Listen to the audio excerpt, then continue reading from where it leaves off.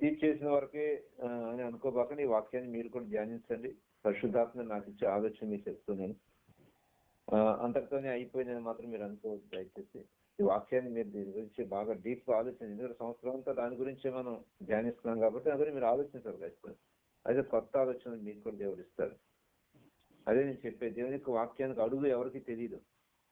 ఇంతవరకు ఈ వాక్యం గురించి ఇంత బోధించే వరకే కాదు. నా చేతి నీడలో నిన్ను కప్పి ఉన్నాను.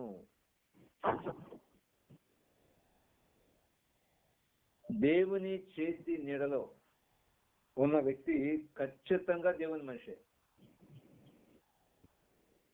No doubt at all. దేవుని మనిషి కాబట్టి దేవుని చేతిలో ఉన్నాడు. ఈ దేవుని మనిషి సులువుగా చిక్కులు పెట్టే ప్రతి పాపాన్ని విడిచిపెడతాడు. ఎందుకంటే దేవుని వైపు చూస్తూ హెబ్రీ పత్రిక చెప్తుంది కదా, విశ్వాసమునకు కర్తయు దాన్ని కొనసాగించువాడైన యేసు వైపు చూచు సులువుగా చిక్కులు పెట్టి ప్రతి పాపమును విడిచిపెట్టి ఓపికతో ఈ పందెపు రంగంలో పరిగెత్తుదము అని చెప్తుంది లేఖనం. ఓపికతో పరిగెత్తుదము.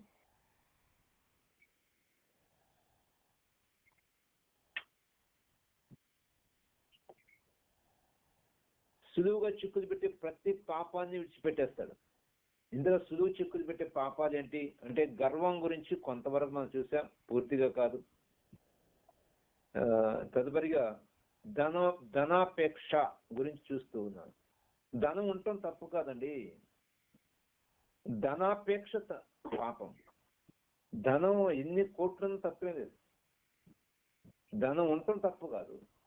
కానీ ధనం మీద ఆధారపడటం, ధనాన్ని ఇంకా సంపాదించిన అపేక్షతో బ్రతకడం అనేది అది పాపం. దేవుడిస్తే తీసుకో, కానీ ఉదయం లేచిన దగ్గర నిద్రపోయే వరకు కూడా ధనాపేక్షతో బ్రతికేటువంటి జీవితాలు ఎలా ఉంటాయంటే తమను తామే పొడుచుకుని వస్తూ ఉన్నారు, నైతికంగా దిగజారిపోతూ ఉన్నారు. ఎందుకంటే ధనాపేక్ష వాళ్ళ యొక్క మెయిన్ గోల్. ఓ క్రైస్తవుడుగా మన యొక్క గురి, పౌలు మహాభక్తుడు చెప్తున్నాడు కదా ఫిలిప్పీయులకు రాసిన పత్రికలో పౌలు మహాభక్తుడు చెప్తున్నాడు 3వ అధ్యాయంలో 13-14 చూద్దామా. సహోదరులారా, అయితే 12 కూడా చదువుదాం. ఇది వరకే నేను గెలిచిన నేను, ఇది వరకే సంపూర్ణ స్థితి పొందిన నేను అనుకోవట్లేదు, నేను పరిపూర్ణని అనుకోవట్లేదు. కానీ నేను దేని నిమిత్తం క్రీస్తు యేసు చేత పట్టబడినో దాన్ని పట్టుకోవాలని పరిగెత్తుచున్నాను. సహోదరులారా, నేను ఇది వరకే పట్టుకొని ఉన్నానని తలంచుకోను. అయితే ఒకటి చేయుచున్నాను, వెనుకున్నవి మరచి ముందున్న వాటి కొరకై వేగిరపడుచు క్రీస్తు చేసినందు దేవుని ఉన్నతమైన పిలుపునకు కలుగు బహుమానం పొందవాలని గురి యొద్దకే పరిగెత్తుచున్నాను. మన గురి మన ప్రభువే. లోకంలో ఉన్న వ్యక్తి యొక్క గురి రకరకాలుగా ఉంటుంది. ఆ ధనాపేక్షతో జీవించే వ్యక్తి, ధనార్జనతో జీవించే వ్యక్తి క్రీస్తు చేతిలో లేడు, అతను లోకం చేతిలో ఉన్నాడు.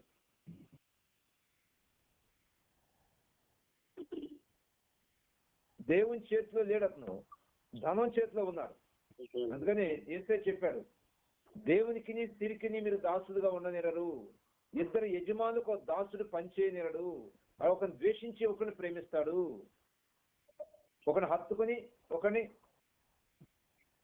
విడిచిపెడతాడు అని. మన ధనాన్ని హత్తుకుంటే లోక సంబంధంగానే వ్యవహరిస్తూ ఉంటాం. యేసుని హత్తుకుంటే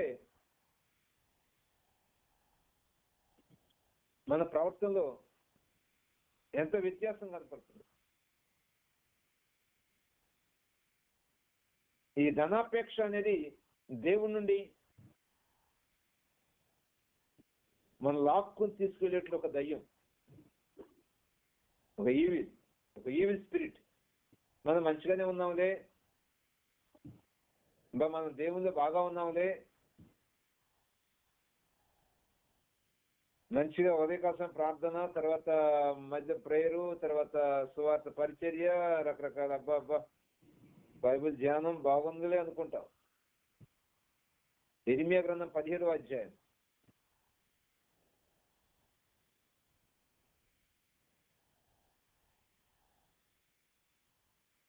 ఇర్మియా గ్రంథం 17వ అధ్యాయం.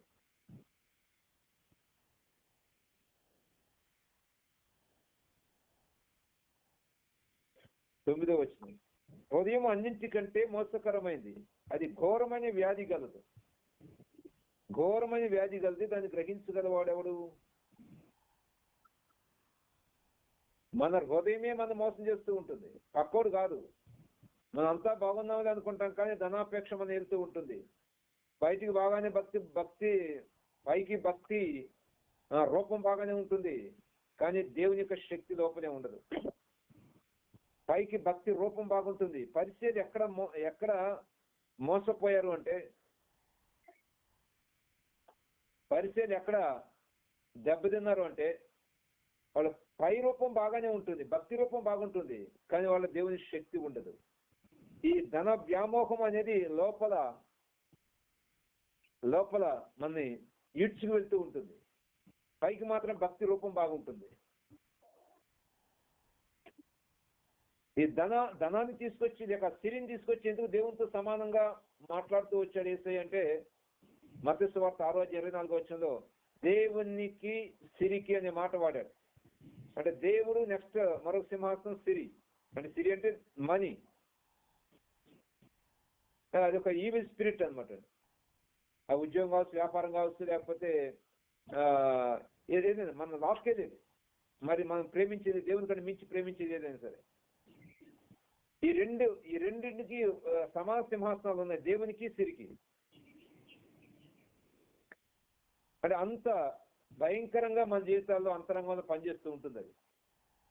ఒక వ్యక్తి దేవుణ్ణి హత్తుకొని దేవుని కొరకు హతసాక్షి అయిపోవటం మనం చూస్తూ ఉన్నాం, మనం వింటూ ఉన్నాం. యేసయ్య కొరకు చనిపోయినటువంటి జీవితాలు మనం ధ్యానిస్తూ ఉన్నాం. అదేవిధంగా ధనం కూడా తమ శిష్యులు తయారు చేసుకుంటూ ఉంటుంది. ధనాపేక్ష కూడా తన శిష్యులు అలాగే ధనం కోసం కంటాయి తింటాడు. ధనం కోసం ఏదైనా దేవుని ఏంటి మొత్తం వదిలిపెట్టి వెళ్ళిపోతుంటాడు. దేవుని విషయానికి చాలా ఈజీగా చాలా ఏమనలే అన్నట్టు కనిపిస్తుంటాయి. అల్పంగా ఎన్నికలేని కనిపిస్తూ ఉంటాయి. ఎందుకంటే ధనాపేక్ష అంతగా లోపల ఉంది. పైకి భక్తి రూపం బాగానే ఉంది, పైకి షేప్ బాగానే ఉంది, కానీ లోపలంతా కూడా చెరగొట్టేసింది ధనాపేక్ష అనేటువంటి పాపం.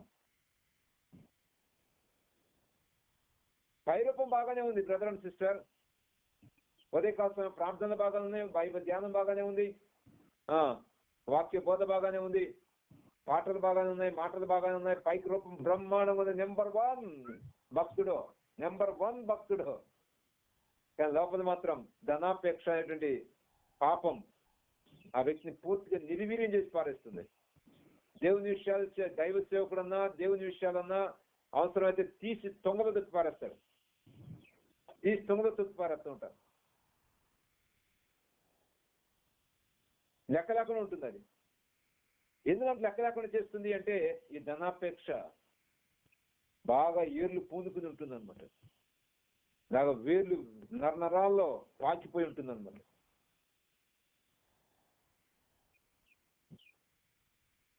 దయచేసి మనం దీన్ని జాగ్రత్త అర్థం చేసుకుందాం. మన కొరకు మన జీవితాన్ని సరి చేసుకోవడానికి దాన్ని అర్థం చేసుకుందాం. ఎవరో పక్క వాళ్ళ కొరకు కాదు. పరమగీతంలోకి వెళ్తున్నాను నేను. పరమగీతం పరిశుద్ధాత్మ అక్కడ తీసుకెళ్తున్నారు. పరమగీతం 2వ అధ్యాయం 13వ వచనం. అంజూరపు కాయలు పక్వమగుచున్నవి, ద్రాక్ష చెట్లు పూతపట్టి సువాసనిచ్చుచున్నవి,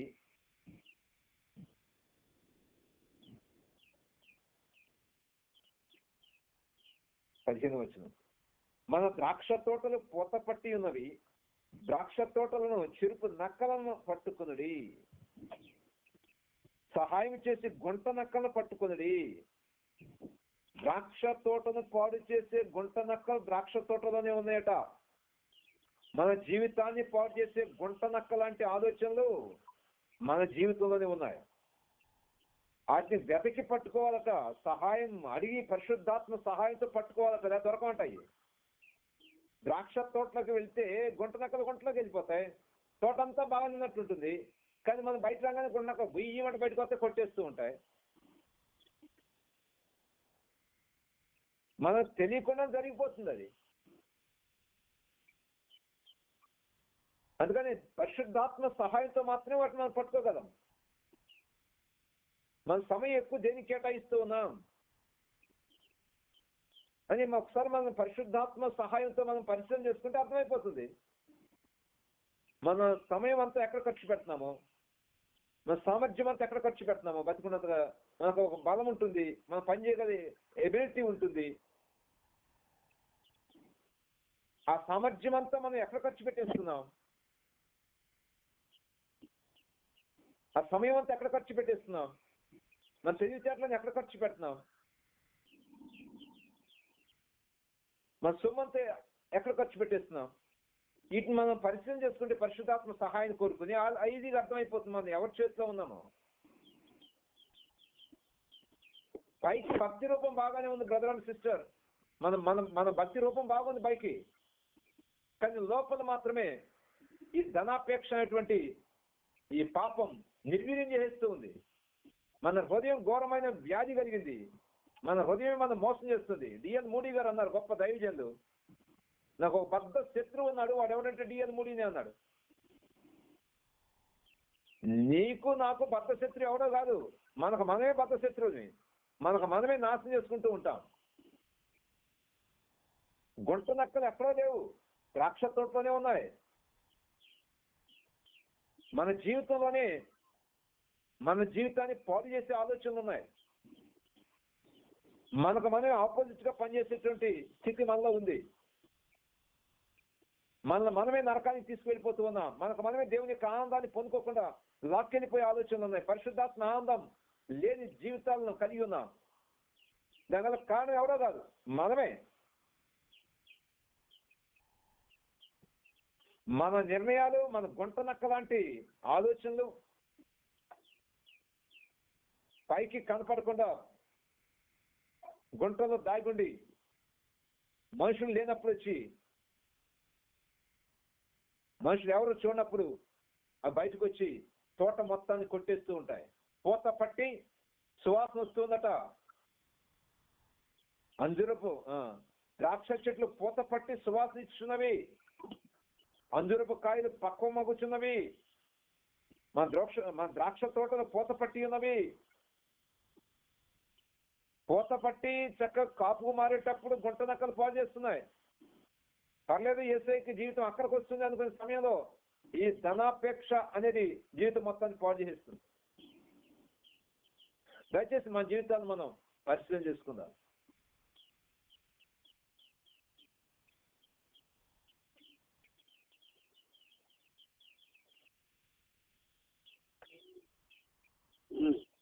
దేవునికి ఇచ్చే ప్రయారిటీ ఎలా ఉంది అనేది చూసుకుందాం.